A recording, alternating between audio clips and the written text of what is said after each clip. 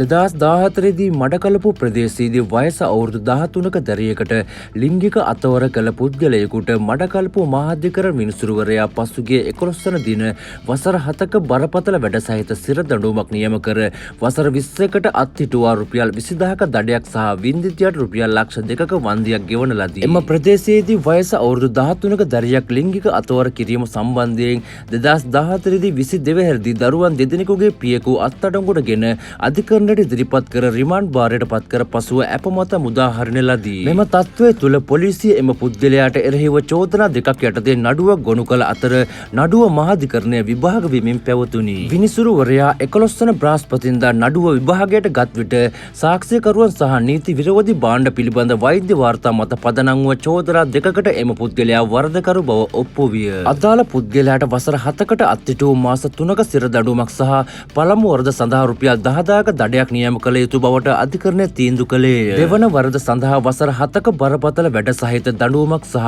වසර 20කට අත්හිටු රුපියල් 10000ක දඩයක් නියම කළ යුතු අතර වින්දිත දරියට රුපියල් ලක්ෂ 2ක මුදලක් ලබා දිය යුතු අතර එසේ නොකළහොත් ඔහුට සිර දඬුවමක් නියම කළ යුතුය.